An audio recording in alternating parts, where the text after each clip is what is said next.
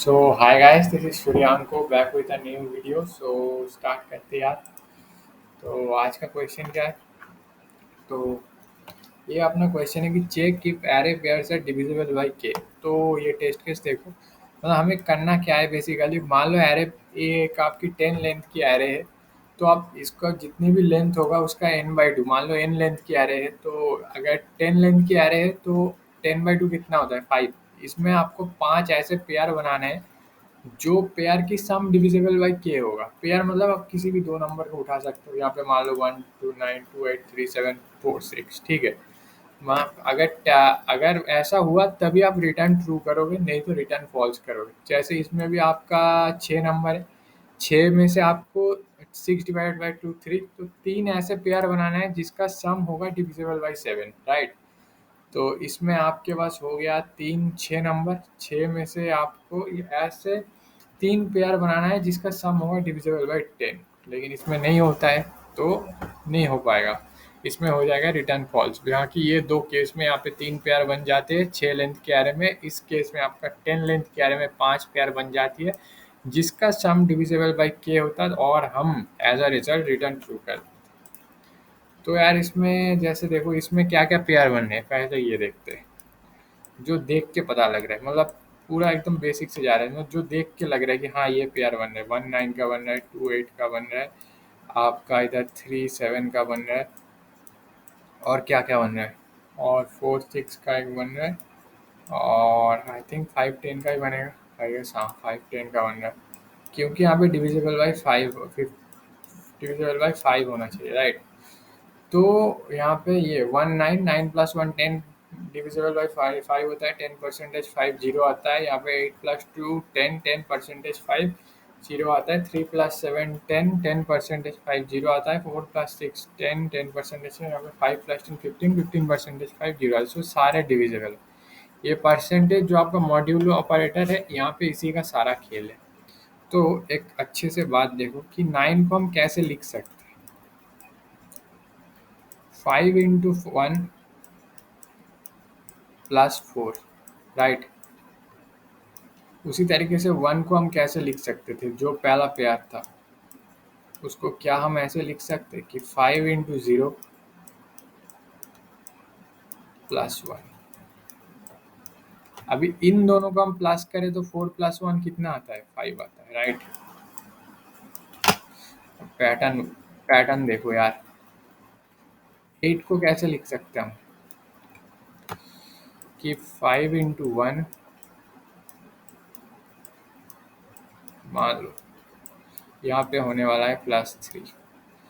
2 को कैसे लिख सकते हैं, 2 को 5 × 0 +2। यहाँ पे जो बच रहा है 3 और 2, उसका प्लस करने से कितना आता है 5, राइट।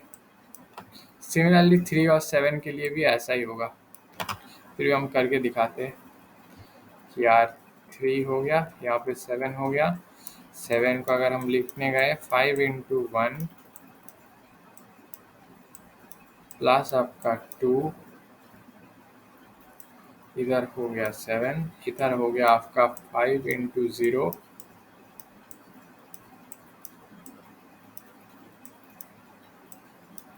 प्लस हो गया आपका 3, तो 3 + 2 हो गया इधर आपका 5, राइट। तो आप एक पैटर्न वेट कर देख रहे हो कि यार, मतलब जो भी रिमाइंडर बचता है दोनों से पेयर की, मतलब हम कैसे नंबर को पेयर बना रहे हैं कि जो ऐसे दो नंबर जिनका रिमाइंडर को अगर हम प्लस कर दे, जिन ऐसी दो नंबर, अच्छे से सुनो, ऐसी दो नंबर चाहिए हमें जिनके रिमाइंडर को अगर हम एडिशन कर दे तो हमें के बराबर आते हैं। तो यहाँ पे इन दोनों के रिमाइंडर 4 और 1 होता है, उसका एडिशन कर दिया हमने, 5 के बराबर आ गए, राइट। तो ऐसे ही हो जाता है। तो मतलब वैसे आप, इसका मतलब क्या है कि पहले हमें एक रिमाइंडर क्या क्या आ रहा है सबकी एक काउंट लेना पड़ेगा, राइट। अगर हमने रिमाइंडर का काउंट उठा लिया तो बस अपना काम हो गया मान लो।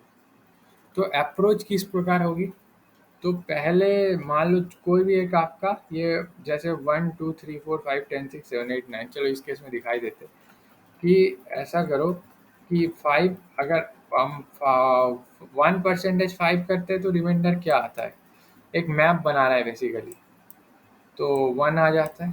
तो 1 रिमाइंडर की काउंट होता है 1, ठीक है। यहाँ पे रिमाइंडर आर, यहाँ पे काउंट उसी रिमाइंडर की।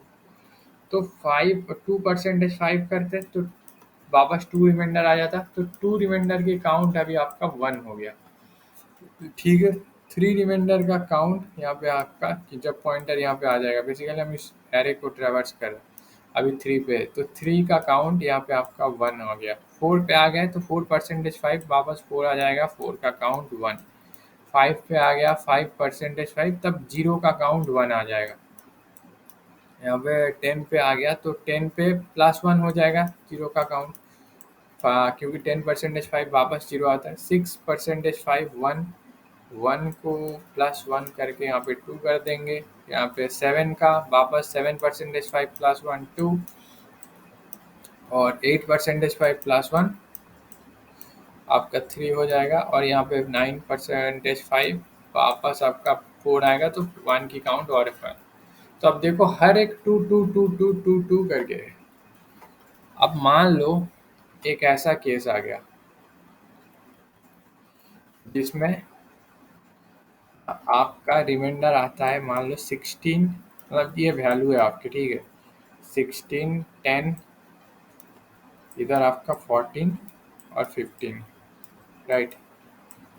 और आपको इसमें से फिर 4 में से 2 पेयर बनाना है, और डिविजिबल बाई के की वैल्यू इस केस में मान लो 4 है, 4, ठीक है। ये 4 है, थोड़ा बड़ा हो गया। तो आप देखो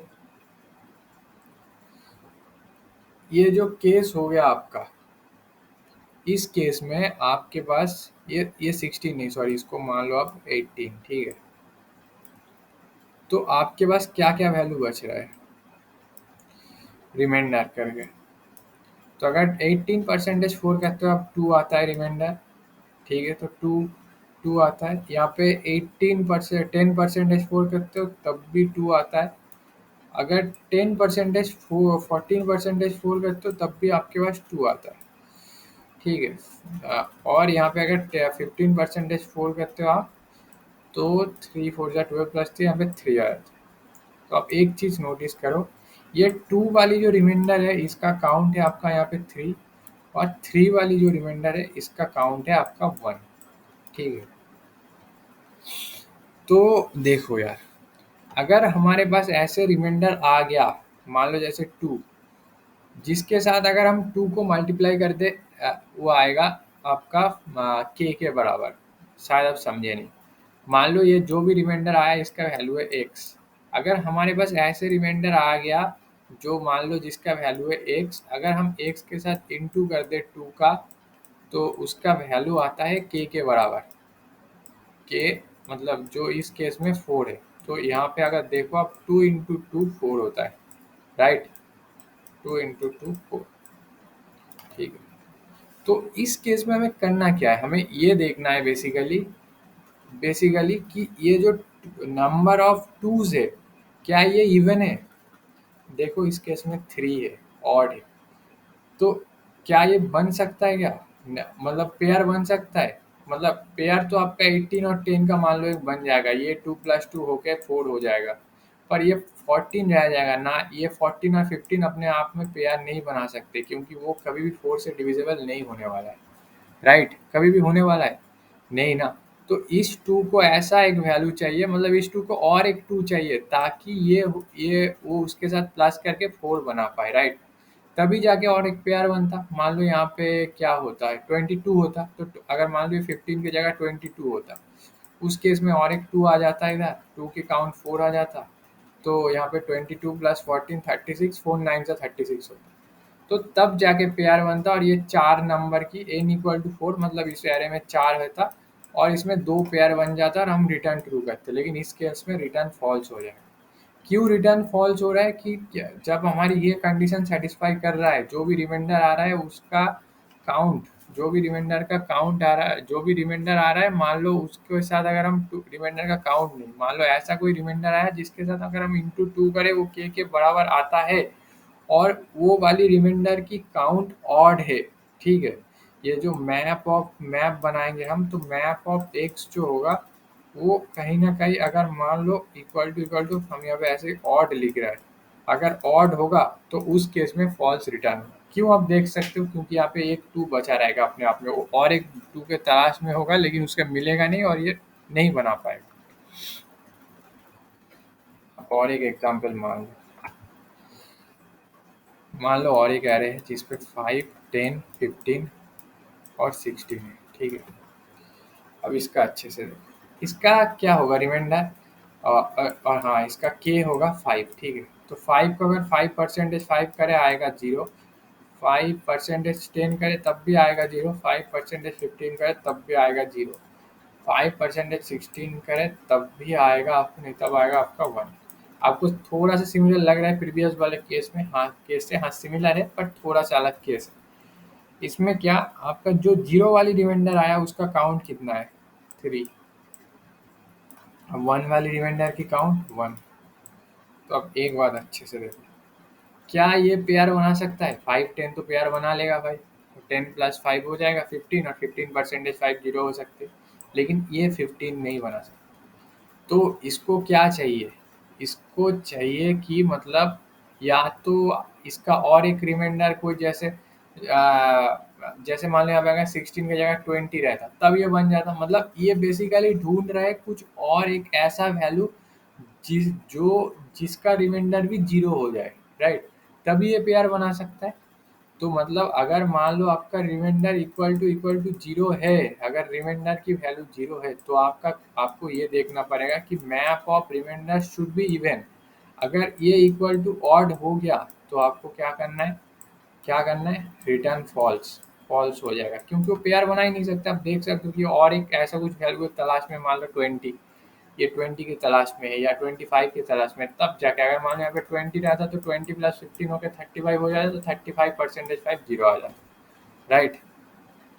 तो ये और एक मतलब ये ऐसी दो केस हो सकते हैं जहाँ पे फॉल्स आ सकती है, और एक केस में भी आ सकते हैं, बताता हूँ कि एक जिसमें रिमाइंडर को अगर हम 2 करें इंटू तो के बराबर आता है, तो वो वाली रिमाइंडर की काउंट कितनी है, क्या वो ऑड है? अगर ऑड है तो हमको रिटर्न हो जाएगा फॉल्स।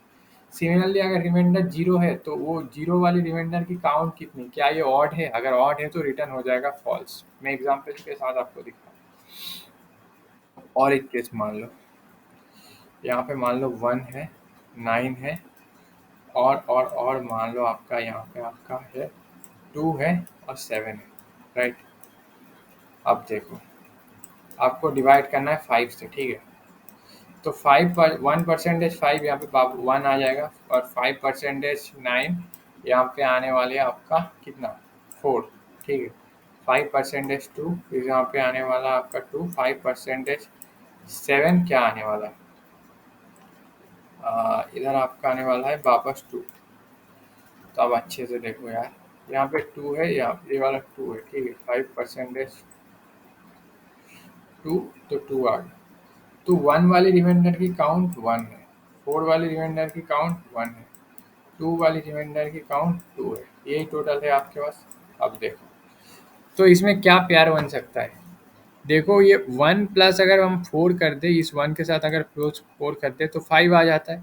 तो 1 9 एक पेयर बना सकता है अपने आप में, ठीक है। तो मतलब ये 1 क्या ढूंढ रहा है बेसिकली पेयर बनाने के लिए, ये बेसिकली मान लो एक आर है रिमाइंडर, तो ये मैप ऑफ जो आर होगा वो बेसिकली ढूंढेगा क्या मेरे बराबर कोई, मतलब मैप ऑफ आर ढूंढेगा क्या मेरे बराबर map of K minus reminder exist करता है, के माइनस आर,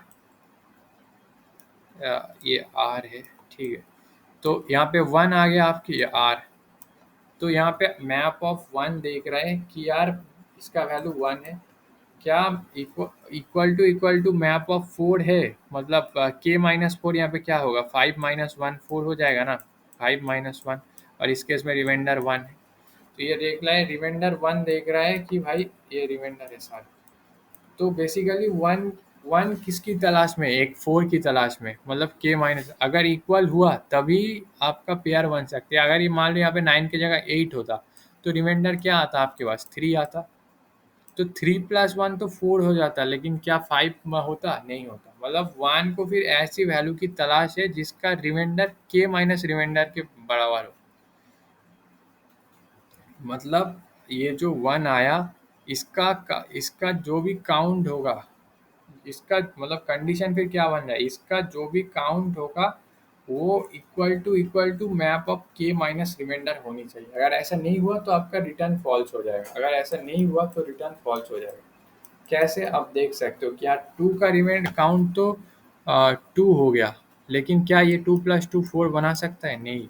तो अब ये 2 ढूंढेगा कि मेरे काउंट तो 2 हो गया, ऐसा कोई दो वैल्यू है जिसमें आपका 5 - 2 रिमाइंडर 3 आता है, तो ये देखेगा कि नहीं ये तो 0 है। लेकिन अगर ये 3 में यहाँ पे 0 की जगह 2 आ जाता तब ये पेयर बना लेता। जैसे कि मान लो यहाँ पे आपका एक 8 आ जाता अगर मान लो, तो 8 प्लस 2 10 पेयर बना लेता। और क्या मतलब एक 13 आ जाता मान लो, तो 13 प्लस 7 20 हो जाता, राइट? तब पेयर बना लेता। लेकिन क्योंकि इस केस में अभी तो ये नहीं है, अभी ये एग्जिस्ट नहीं करता, तो ये देखेगा कि यार मैप ऑफ रिमाइंडर अभी जो 2 है वो not equal to map of K minus remainder है। और अगर ये होता, इसमें भी 3 होता, इसमें भी 3 होता, इसमें भी 3 आता, ये जो दोनों 3 आता यहाँ पे, फिर तब 3 का काउंट 2 आ जाता, तब जाके इक्वल हो जाता। तो हमने 3 फॉल्स मतलब ऐसे कंडीशन देख लिए जिसमें आपका फॉल्स हो जाएगा कि आप पेयर नहीं बन सकता है। एक कंडीशन हो गया जो भी रिमाइंडर आया अगर उसके साथ हम इंटू 2 करें, अगर इक्वल के आता है तो क्या उस रिमाइंडर की काउंट ऑड है, अगर ऑड है तो रिटर्न फॉल्स हो जाएगा। सिमिलरली एक कंडीशन क्या हो गया कि अगर रिमाइंडर 0 आया और मैप ऑफ रिमाइंडर क्या ऑड है, अगर ऑड है तब भी 0 आ जाएगा।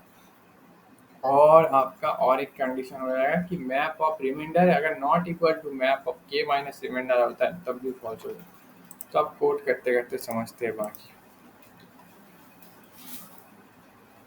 पहले क्या करते हैं यार, ये देखते हैं कि यार एन जो है एरे की साइज है, ठीक है, तो उसको निकाल लेते हैं। ठीक है, अब पहला कंडीशन देखो कि यार N percentage two not equal to 0, उस केस में आप रिटर्न फॉल्स। ये बेसिकली हम क्या कर रहे हैं कि मान लो एरे के जो काउंट है वो 10 के जगह 10 के एक कम होके 9 होता, तो 9% टू मतलब ये हो सकता है क्या, अगर 9 है तो आपका कितने ही पेयर बनेगा, एक नंबर 4 4 का 8 पेयर, तो 8 नंबर्स में से 4 पेयर बन जाएगा, लेकिन एक नंबर ऐसे ही बच जाएगा तो वो पेयर नहीं बना पाएगा, तो उस केस में फॉल्स। तो बेसिकली ये अगर ए नहीं आपका ऑड हो गया तो रिटर्न फॉल्स हो जाएगा। ठीक है, अभी आपको क्या करना, एक मैप डिक्लेयर कर लो यार। ये बेसिकली हम रिमाइंडर को स्टोर करेंगे इसके अंदर, तो इसलिए इंट कॉमा इंट मैप दे दिए। ठीक है, अब सीधा एक काम करो कि आप एक लूप चला दो, आई इक्वल टू जे से लेकर आई लेस देन के आई प्लस प्लस तक। और यहाँ पे आप ऐसा करो कि मैप ऑफ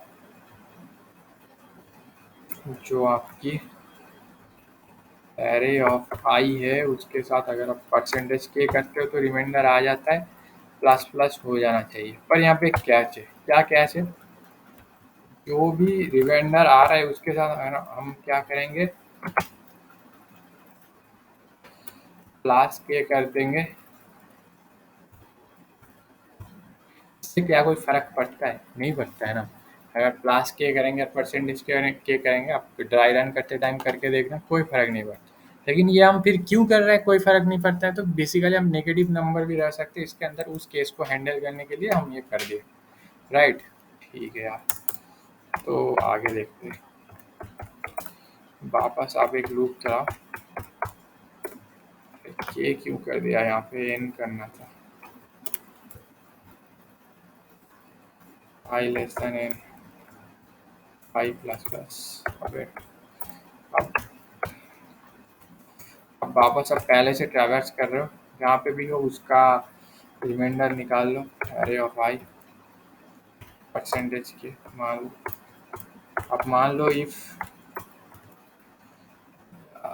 आपका क्या कंडीशन देखे थे हम लोग, 3 कंडीशन देखे थे कि यार अगर ये और इसका अच्छा ये रिमाइंडर की ऑड आया, मतलब जो भी रिमाइंडर आया है उसके साथ अगर हम इंटू 2 करें तो अगर वो इक्वल इक्वल के आता है तो हमको क्या देखना है कि इफ मैप ऑफ रिमाइंडर इसकी जो भी वैल्यू है ये परसेंटेज टू कर दिया हम लोग और ये नॉट इक्वल टू जीरो होता है मतलब ये ऑड है तो उस केस में रिटर्न फॉल्स राइट।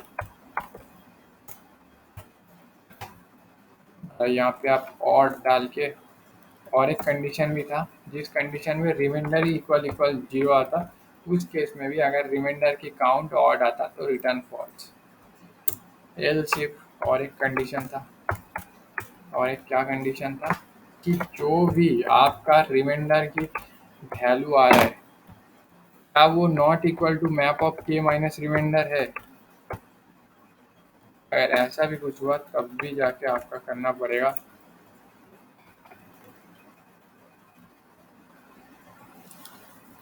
कि रिटर्न फॉल्स।